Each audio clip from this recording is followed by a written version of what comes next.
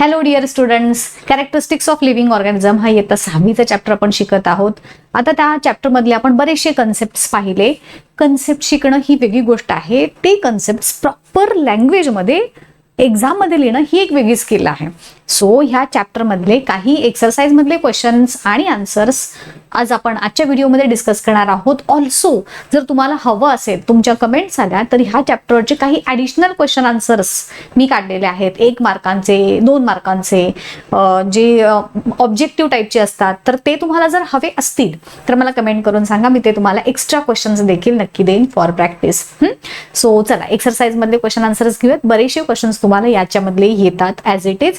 So प्रश्न कसा असता की उत्तर काय लिहायचं हे तुम्हाला मी एक्सप्लेन करेन. ऑल्सो आपली ती जी एक लास्ट कन्सेप्ट राहिलेली आहे, फ्रॉगचे जे हे आहेत ना डेव्हलपमेंटल स्टेजेस, तर त्या स्टेजेसवरती आधारित एक एक्सरसाइजमध्ये प्रश्न आहे. सो आपण ती जी कन्सेप्ट आहे ती आपण ह्या एक्सरसाइज मधल्या क्वेश्चन आन्सर डिस्कस करता करता कंप्लीट करूयात. छोटीशीच आहे, जास्त काही मोठी नाहीये, म्हणून मग मी ती वेगळी त्याच्यावरती व्हिडिओ बनवण्याच्या ऐवजी म्हटलं चला आपण याच्यामध्येच तो पार्ट कंप्लीट करूयात.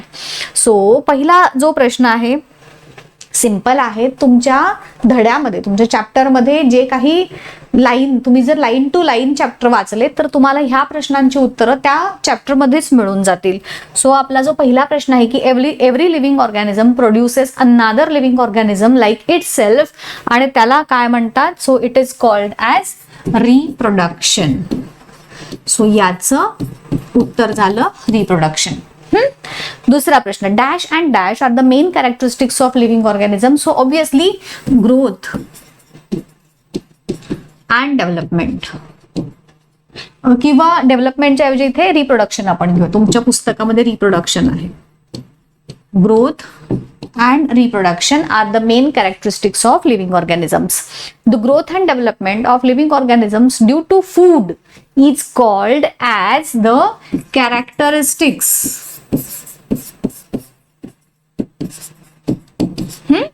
Of living organism. लिव्हिंग ऑर्गॅनिझमची फूडमुळे जी ग्रोथ पण होते आणि डेव्हलपमेंट पण होते. सो ग्रोथ आणि डेव्हलपमेंट हे काय आहे?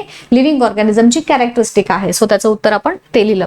Body of living organism is made up of cells. आपली पूर्ण बॉडी जी आहे it is made up of cells. अशी ही या पहिल्या 4 प्रश्नांची उत्तरं आहेत. सोपी आहेत, पुस्तकामधले वाक्यांमध्ये तुम्हाला ह्याची उत्तरं सापडतील.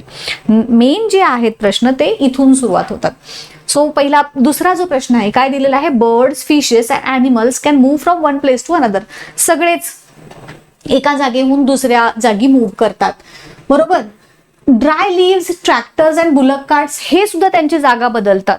पानं, ट्रॅक्टर, वेगवेगळी व्हेइकल्स जी आहेत ती सुद्धा आपापली जागा बदलतात. What is the main difference between these 2 types of movement? So दोघंही मुवमेंट करतात, म्हणजे प्राणी, पक्षी, ॲनिमल्स हे सगळे मुवमेंट करतात. ट्रॅक्टर, ट्रक, पानाची जी वाळलेली, झाडाची जी वाळलेली पानं आहेत ती देखील मुवमेंट करतात. ह्या दोघांच्या मध्ये एक्झॅक्ट फरक काय आहे असा प्रश्न विचारलाय. सो सगळ्यात पहिल्यांदा तर हे दोघं, म्हणजे हे जे आहेत फिशेस, बर्ड्स वगैरे हे लिव्हिंग आहेत, आणि ट्रॅक्टर, बुलक कार्ट हे सगळे नॉन लिव्हिंग आहेत. सो लिव्हिंग थिंग्स ज्या आहेत ते त्यांच्या स्वतः ज्या आहेत त्या मुवमेंट करतात. त्यांना काही पक्षाला सांगतं का चल रे उड, किंवा असं काही आपण सांगतो का? नाही, ते त्यांच्या मर्जीनं उडतात. वेअर ॲज ट्रॅक्टर असेल किंवा हे वारा जो आहे, म्हणजे लिव्ज जे आहेत ते वारा आला तरच पानं उडणार, नाही तर ती आपली एका जागी बसून राहतील, बरोबर. सो पानं, ट्रॅक्टर, बुलक कार्ट ही सगळी नॉन लिव्हिंग असल्यामुळं त्यांची मुवमेंट ही स्वतःची स्वतः होणार नाही. कोणता तरी फोर्स, काहीतरी लागतं त्याला एका जागेवरून दुसऱ्या जागी हलवायला. असं ह्या प्रश्नाचं उत्तर तुम्हाला द्यायचं आहे. मग आता हे लिहिणार कसं? की बर्ड्स, फिशेस अँड ॲनिमल्स हे दे मूव्ह ऑन देअर ओन. हे त्याचं उत्तर महत्वाचं आहे की दे मूव्ह ऑन देअर ओन, स्वतःच्या स्वतः त्यांची हालचाल करतात. आणि ड्राय लिव्स, ट्रॅक्टर्स जे आहेत they can not move by themselves as they are non living. असं पण तुम्ही लिहू शकता. ह्याच्यात तुम्ही अजून थोडंसं मोठं उत्तर लिहायचं असेल तुम्हाला तर तुम्ही ह्यात काय लिहू शकता की they can move on their own because they are living things. आणि मग ट्रॅक्टर्स, ड्राय लिव्ह हे मेलेलं आहे. तुम्ही म्हणाल पान हे झाडाचाच पार्ट आहे, मग ते नॉन लिव्हिंग कसं म्हणताय? ड्राय लिव्ह त्याच्यातला सगळा जीव गेलेला असतो म्हणून त्याला पण नॉन लिव्हिंग म्हटलं. सो ते ट्रॅक्टर्स, बुलक कार्ट्स हे नॉन लिव्हिंग आहेत, ते त्यांच्या स्वतःची मुवमेंट करू शकत नाहीत. असं तुम्ही त्याच्यात अजून ॲडिशनल उत्तर हे लिहू शकता. त्यानंतर दुसरं, disease causing germs are very tiny. Tiny म्हणजे छोटेसे, टिनी म्हणू नका याचा उच्चार. Do such tiny living things reproduce and what do you think and explain. So living disease causing germs म्हणजे जे बॅक्टेरिया असतात आणि व्हायरसेस मोस्टली डिसीज कॉझिंग असतात. आता हे आपल्या बॉडीमध्ये जेव्हा एंटर करतात तेव्हा त्यांची ग्रोथ होते की नाही, त्यांची वाढ होते. मग वाढ होते म्हणजेच ते रिप्रोड्यूस करणार, बरोबर. आणि एक सांगते, लिव्हिंग ऑर्गॅनिझम्स युजली त्यांची कॅरेक्टरिस्टिक्स मध्येच आपण बघितलं ना की ते लिव्हिंग आहेत आणि ते रिप्रोड्यूस करतात. सो जर हे डिसीज कॉझिंग पॅथोजेन जे आपण बघितले बॅक्टेरिया आणि व्हायरसेस हे सुद्धा मल्टिप्लाय होतात, एकाचे दोन, दोनाचे चार. सो त्याला सुद्धा आपण त्याचं सेल डिव्हिजन म्हणू शकतो. की मी नाही का तुम्हाला शिकवताना आपण जेव्हा रिप्रोडक्शन शिकलो त्याच्यामध्ये मी तुम्हाला हे सांगितलं होतं की सेल डिवाइड होते म्हणजेच त्याचं एक प्रकारे रिप्रोडक्शन होतं. छोट्या छोट्या जे युनिसेल्युलर अमिबा, पॅरामेशियम ह्यासारखे जे मायक्रो ऑर्गॅनिझम्स आहेत त्यांची ग्रोथ होते. म्हणजे ग्रोथ झाल्यानंतर ते सुद्धा रिप्रोड्यूस करतात. एका सेलचे दोन सेल्स होणं हे त्यांचं एक प्रकारे रिप्रोडक्शन झालं. सो याचं उत्तर तुम्ही कसं सांगणार की येस दे अल्सो रिप्रोड्यूस. मग त्यांची नंबर वाढतं ना, कशावरून सांगणार की when they enter in our body their number increases. आपण खूप ताप आला म्हणतो तेव्हा काय झालेलं असते, पहिल्यांदा एक पॅथोजन तुमच्या बॉडीमध्ये जातो, हे लक्षात घ्या. एक मायक्रो ऑर्गॅनिझम तुमच्या बॉडीमध्ये जातो आणि मग त्याचं मल्टिप्लिकेशन होऊन मग आपल्याला सिव्हिअर एखादी गोष्ट इन्फेक्शन आहे ते होतं. त्यामुळं जेव्हा तो एक पॅथोजन आपल्या बॉडीमध्ये जाऊन त्याचे खूप सारे नंबर वाढतात जेव्हा आपण म्हणतो, तर त्याचा अर्थ त्याने तिथे रिप्रोडक्शन केलेलं आहे. So this shows that they reproduce, की ते आपल्या बॉडीमध्ये गेल्यानंतर त्याचा नंबर एकदम क्विकली वाढतो, ह्याच्यावरून ते रिप्रोड्यूस करतात हे आपण प्रूव्ह करू शकतो. त्यानंतर नेक्स्ट क्वेश्चन आहे, explain that living things are aware of their surroundings by giving examples of rat, cat and a dog. 3 examples दिलेत. रॅट म्हणजे उंदीर, हे अवेअर अबाउट देअर सराउंडिंग. उंदराला मान जर दिसलं की ते बेळात लपून जातं की नाही. सो किंवा एखादं काय चीज, तुम्ही जे टॉम अँड जेरी बघता, जसं एखादं काहीतरी फूड त्याचं दिसलं, वास घेत घेत रात्रीच्या वेळेस दे गेट मोर ऍक्टिव्ह आणि मग ते बाहेर फिरत असतात, त्यांना फूड दिसतं, ते खातात, म्हणजे त्यांना दिसतंय ना, they are aware about their surrounding. So हे एक एक्झाम्पल सांगू शकता तुम्ही. कॅटच्या बाबतीत पण हे सांगू शकता की as soon as the cat sees the mouse किंवा रॅट, ते त्याच्यावरती झडप घालतं, हे एक दुसरं एक्झाम्पल सांगू शकता. आणि डॉगचं काय दिलंय, डॉग्स हे स्ट्रेंजर्स वरती भुंकतात. जर एखादं तुमचं पेट असेल, समजा तुमच्या घरी पाळलेला तुम्ही कुत्रा असेल, तर एखादं अनोळखी माणूस जसा की घराच्या आसपास जरी आला तरी तो डॉग त्याच्यावरती भुंकायला लागतो. किंवा एखादा डेंजर काही त्याला दिसलं, जसं की साप आला आहे किंवा काहीतरी डेंजर, इव्हन अर्थक्वेक सारखे जे आहे, तुम्हाला माहिती आहे ना की बऱ्याचशा ॲनिमल्सना ह्याची सूचना आधीच मिळते, बिकॉज त्या वेव्स ज्या आहेत ते त्या ऐकू शकतात. त्यामुळं जेव्हा भूकंप वगैरे होणार असतो तेव्हा आधी ह्या ॲनिमल्सना कळतं आणि ते अशा काहीतरी विचित्र मुवमेंट्स करू लागतात. सो डेंजर वगैरे पण जे आहेत ते त्यांना आधी कळतं, आपल्याही आधी लक्षात येतात. एखादं तुमचं जर नाही का, आपण बरेचसे व्हिडिओज वगैरे पण बघतो ह्याच्याशी रिलेटेड, मालकावरती काहीतरी संकट येणार असं त्या डॉगला जरी हे लागलं सुगावा, तरी तो असा विचित्र आवाज करतो, भुंकतो, त्या मालकाला अवेअर करायचा प्रयत्न करतो. सो ह्या सगळ्या गोष्टींच्या वरून आपण हे सांगू शकतो की ॲनिमल्स हे त्यांच्या सराउंडिंग्स वरती रिलेटेड किंवा अवेअर असतात. Rat runs into its hole when it's hears a sound किंवा when it sees a cat, असं म्हणाली. तो फार तर सोपं अजूनही देऊयात. हा, इथं व्हेन इट, थांबा वेगळा कलर घेत तुम्हाला दिसेल असा घेऊयात. When it sees a cat असं म्हणा, ओळखीचं आहे तुमच्या. त्यानंतर cat quickly catches a rat when it sees one, आणि dog barks when it sees a stranger, हे तुम्ही सांगू शकता. तर व्हेन इट सीज इट असं म्हणू शकता, catches it when it sees, sees it, त्याला जेव्हा बघतो तेव्हा ते त्याला पकडतं, उंदराला मांजर. या पद्धतीनं तुम्ही डॉग, कॅट आणि रॅटचे 3 एक्झाम्पल्स, 3 विचारलेत, सो आपण ते 3 सांगूयात. त्यानंतर विचारलं write different types of movements in animals and give their examples. वेगवेगळ्या मुवमेंट्स म्हणजे रांगणं, चालणं, उड्या मारणं, ह्या वेगवेगळ्या प्रकारच्या मुवमेंट्स. आता ससा म्हटलं, ससा काय करतो? उडी मारतो. चिता पळतो. अशा ह्या काही मुवमेंट्स आपल्याला इथं सांगायचे आहेत. काऊ, डॉग, एलिफंट हे चालतात, म्हणजे सगळेच प्राणी चालतात. इथं मी जस्ट काही एक्झाम्पल्स दिलेत. समजा तुम्हाला इथं चिता विता जरी म्हणायचं, पण चिता हा कशासाठी फेमस आहे? पळण्यासाठी फेमस आहे, म्हणून आपण चित्ता चालतो असं म्हटलं नाही. बट युजली सगळेच प्राणी चालतात. घोडा पळण्यासाठी हे आहे की नाही. सो त्याचं आपण एक्झाम्पल रनिंगसाठी हॉर्स आणि चिता दिले, कारण ते त्याच्यासाठी फेमस आहेत. त्यानंतर फ्लाइंग, स्पॅरो, क्रो. मग तुम्हाला हवे ते पक्ष्यांची एक्झाम्पल्स इथं लिहू शकता. उडणारे म्हणजे आता मेन मुवमेंट्स फक्त तुम्हाला लक्षात ठेवायचे आहेत. Walking, running, flying, swimming. Fishes, duck हे सगळे स्विम करतात. क्रॉलिंग, क्रॉलिंग म्हणजे जमिनीवरती सरपटत जाणं. हे स्नेक, अर्थवर्म हे क्रॉलिंग करतात. त्यानंतर जम्पिंग मध्ये फ्रॉग येतो, रॅबिट येतो, even you can add kangaroo. जे सोपे तुम्हाला वाटतात, आठवतात. म्हणजे एकूण मुवमेंट किती आहेत? 1 2 3 4 5 6 मुवमेंट्स आहेत. कोणत्या? ज्या तुम्ही करता त्याच. तुम्ही काय करता? तुम्ही चालता, तुम्ही रनिंग करता, तुम्ही फक्त फ्लाय करत नाही, विमानातून फ्लाय करता, तुमचं तुम्ही फ्लाय करत नाही. स्विमिंग करता, तुम्ही क्रॉलिंग पण करता, जमिनीवर खेळताना रांगता वगैरे, आणि जम्पिंग सुद्धा करता. सो हे आपल्याच वेगवेगळ्या मुवमेंट्स आहेत, आणि त्या मुवमेंट वेगवेगळे ॲनिमल्स कोणते कोणते करतात ह्याची आपल्याला फेमस एक्झाम्पल्स द्यायची आहेत. सो आता तुम्ही स्विमिंग मध्ये तुम्ही एलिफंट वगैरे लिहू शकणार नाही, तिथे तुम्हाला फिशेसच लिहावे लागतील, बरोबर की नाही. सो ह्या पद्धतीनं ह्या प्रश्नाचं उत्तर तुम्हाला लिहिता येईल का बघा. त्यानंतर नेक्स्ट जो क्वेश्चन आहे तो आहे write your observations which show that plants are sensitive to their surroundings. ॲनिमलचं बघितलं, जर तुम्ही माझे लेक्चर्स व्यवस्थित ऐकले असतील तर त्याच्यामध्ये आपण खूप सारे एक्झाम्पल्स याच्याशी रिलेटेड डिस्कस केलेले आहेत.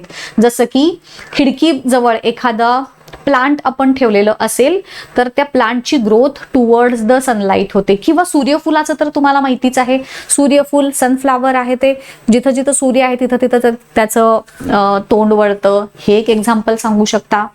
किंवा रात्रीच्या वेळेस रातराणी उमलते, ट्यूबरोज उमलतो, निशिगंध आहे हे उमलतात. काही फुलं रात्री उमलतात, काही फुलं सकाळी उमलतात. हेही एक्झाम्पल्स तुम्ही याचे सांगू शकता. आता इथं मी काही एक्झाम्पल्स तुम्हाला दिलेले आहेत. Plants bend toward the sunlight, हे एक तुम्ही एक्झाम्पल सांगाल. आणि हे आपण बघतोच ना रे, की जिथं सूर्यप्रकाश आहे, इव्हन प्लांट्सचे जे रूट्स आहेत ते रूट्स जिथं पाणी सापडेल त्या रूट्स हे त्या पाण्याकडे त्यांची ग्रोथ होते. हेही एक्झाम्पल तुम्ही त्याच्यात सांगू शकता. Leaves of the touch me not plant, लाजाळूचं जे झाड आहे, they close when it is touched. त्याच्यानंतर climbers coil around the support, वेगवेगळ्या झाडांच्या ज्या वेली आहेत, वेलींना जसं भोपळ्याची वेल आहे त्याच्यासाठी वरती ते क्लाइंबर्स असतात बघा, आणि ते असे सपोर्टला जोडले जातात आणि त्याच्याद्वारे त्याची मुवमेंट होते. हे पण मी तुम्हाला शिकवताना जे व्हिडिओ आपण एक्सप्लेनेशन वाले बघितले होते त्यात आपण हे सगळे एक्झाम्पल्स डिस्कस केलेले आहेत. आणि roots grow towards the water, अजून ह्याच्यात काय ऍड करू शकतो आपण? मग अशी मी सांगितलं त्यातले अजून काही ऍड करता येतात का बघा, आठवतात का? सनलाईट कडे होता, टच मी नॉट प्लांटचं सांगितलं. हा, इथं क्लाइंबर्स किंवा टेंड्रिल्स जे आहेत त्या स्पेसिफिकली, क्लाइंबर म्हणजे ज्या वेली थोडक्यात. हा, क्लाइंबरचा अर्थ वेली आहे. आणि roots grow towards the water. Touch बास झाले, एवढे तुम्हाला सफिशियंट झाले. त्यानंतर नेक्स्ट क्वेश्चन आहे, turtles live in water for a long time. जे कासवं असतात ती पाण्यामध्ये राहतात. Why do they come to the surface to breathe, मध्ये मध्ये ते सरफेसवरती येतात, पण मासे मात्र असं करत नाही. ह्याच्या मागचं रिझन आहे, कासवं जे आहेत ते त्यांच्या आपण रेस्पिरेशनची जी कन्सेप्ट पाहिलेली होती ब्रीदिंगच्या ह्याच्यामध्ये, तर त्यात तुम्हाला बघा आठवत असेल 2 पद्धतीचं आपण बघितलेले होते. काही ॲनिमल्स स्किनद्वारे रेस्पिरेशन करतात, काही गिल्सद्वारे करतात, काही लंग्सद्वारे करतात. आठवलं? सो हे जे कासवं आहेत टर्टल्स ते त्यांच्या लंग्सद्वारे रेस्पिरेशन करतात आणि मग त्यामुळे त्यांना वरती नाकावाटे श्वास घेण्यासाठी त्यांना वरती यावं लागतं. मासे मात्र त्यांच्या गिल्सद्वारे रेस्पिरेशन करतात आणि मग त्यामुळे त्यांना काही सरफेसवरती यायची गरज लागत नाही. So turtles breathe with the lungs. आपल्याला जशी लंग्स असतात तशी त्यांना देखील लंग्स असतात. सो त्याच्याद्वारे ते रेस्पिरेशन करतात, त्यामुळे त्यांना वरती यावं लागतं. फिशेस त्यांच्या गिल्सद्वारे काय म्हणत आपण ब्रीदिंग करतात किंवा गॅशियस एक्सचेंज होतो आणि त्यांना मात्र ते पाण्यातला डिझॉल्व्ड ऑक्सिजन घेतात, त्यामुळे त्यांना काही वरती यायची गरज लागत नाही. असं तुम्ही ह्याचं उत्तर सांगाल. त्यानंतर तुम्हाला एक प्रश्न दिलेला आहे, life cycle of the frog. आता हा पार्ट आपला थोडासा डिस्कस करायचा राहिलेला आहे. लाईफ सायकल ऑफ फ्रॉग जी आहे ती तुम्हाला इथं हे जे चित्र दिसतंय तुम्हाला पुस्तकातलंच तुमचं चित्र आहे हे बघा. जशी ग्रोथ अँड डेव्हलपमेंट आपण पाहिली, आपली जी ग्रोथ आहे 2 प्रकारे असतात सजीव. एक त्यांची ग्रोथ ही त्यांच्या आईच्या पोटात असतानाच कंप्लीट करतात, जन्माला आल्यानंतर त्यांची जस्ट वाढ होते. आणि ज्या डेव्हलपमेंटल स्टेजेस ह्या ज्या दिसत आहेत, फ्रॉग आहे, त्यानंतर वेगवेगळ्या इन्सेक्ट्स आहेत जसं की हनीबी आहे किंवा आपला सिल्कवर्म आहे, त्यानंतर डास आहेत, मॉस्किटोज आहेत, डासांच्या अळ्या हा शब्द तुम्ही ऐकला येणार आहे. सो डासांच्या अळ्या म्हणजे काय, तर हे सगळे जे एक्झाम्पल्स मी तुम्हाला आता सांगितले त्या प्राण्यांच्या मध्ये, त्या इन्सेक्ट्सच्या मध्ये काय होतं, त्यांची जी ग्रोथ आहे, वेगवेगळ्या ज्या डेव्हलपमेंटल स्टेजेस आहेत त्या डेव्हलपमेंटल स्टेजेस मधून हे ॲनिमल्स आफ्टर देअर बर्थ जातात. आणि ह्याला मेटामॉर्फोसिस असं म्हणतात. ह्याच्यासाठी एक शब्द आहे, तुम्हाला अजून तो गेलेला नाहीये, पण मी जस्ट सांगून ठेवते. ह्या वेगवेगळ्या डेव्हलपमेंटल स्टेजेस मधून हे प्राणी जे जातात. मग सगळ्यात पहिल्यांदा हे बेडूक काय असतं माहिती का, बेडूक अशा पद्धतीची अंडी घालतो. अंडी घातल्यानंतर त्याच्यापासून हे असे शेपटी असलेले टॅडपोल्स डेव्हलप होतात. मग त्याची पुन्हा साईज वाढतो आणि मग त्याचा ह्या पद्धतीनं हळूहळू नंतर त्याची शेपूट जाते आणि मग मॅच्युअर बेडूक तयार होतो. अशी ही डेव्हलपमेंटल स्टेजेस आहे. या डेव्हलपमेंटल स्टेजेस मधून हे जे ॲनिमल्स जातात त्याला एक मिनिट तुम्हाला सांगते, त्याच्यासाठी एक शब्द आहे which is called as Metamorphosis.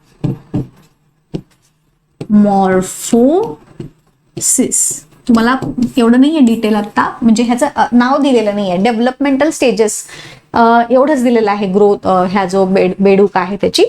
मग आता ते चित्र आठवा, त्या चित्रावरून आता आपण सिक्वेन्स देऊयात. चला, सो सगळ्यात पहिली स्टेज आपली ही आहे, राईट. एक मिनिट, पेनचा रंग बदलू देत मला. ही सगळ्यात पहिली स्टेज. त्याच्यानंतर ही दुसरी स्टेज, मग हळूहळू त्याचा साईज वाढला, ही तिसरी स्टेज, अजून मोठं झालं, ही चौथी स्टेज, आणि मग ही मॅच्युअर फ्रॉग वाली 5वी स्टेज.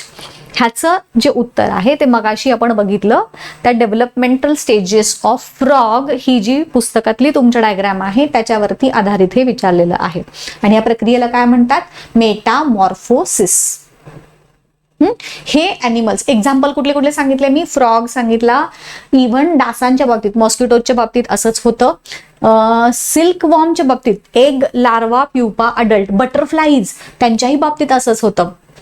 सो हे वेगवेगळे इन्सेक्ट्स, हे फ्रॉग्स, हे सगळे त्यांची जी डेव्हलपमेंट आहे ती आफ्टर देअर बर्थ, आधी जन्माला येतात आणि मग त्यांची डेव्हलपमेंट स्टेजेस मधून ते जातात आणि मग ते फायनली एक मॅच्युअर स्टेट अटेन करतात. आपण काय होतो, आपण सगळी डेव्हलपमेंट ही आपल्या आईच्या गर्भामध्ये पूर्ण होते आणि मग कंप्लीट आपली सगळी डेव्हलपमेंट झाली की मग आपला जन्म होतो. असे हे 2 फरक आहेत लिव्हिंग ऑर्गॅनिझम्स मध्ये.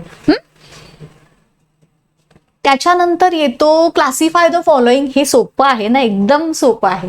मी सांगू का नको ह्याच्यावरती उत्तर तुम्हाला? तुम्हाला येणार. स्टोन हे लिव्हिंग, बटरफ्लाय, स्टोन लिव्हिंग आहे ना, इट इज नॉन लिव्हिंग. लगेच तुम्ही म्हणाल काय चाललंय. Butterfly living, bicycle non living, book non living, fish living, air non living. आता मग तुम्ही ह्याचे ना 2 कॉलम्स करू शकता. असं सगळं लिहित बसण्यापेक्षा तुम्ही ह्याचं उत्तर जेव्हा लिहाल तेव्हा लिव्हिंग आणि नॉन लिव्हिंग असे 2 कॉलम्स करा. ते जरा छान दिसेल आणि किचकट होणार नाही तुमचं उत्तर. हा, मग ह्याच्यामध्ये लिव्हिंग मध्ये आपलं पहिलं उत्तर येईल बटरफ्लाय,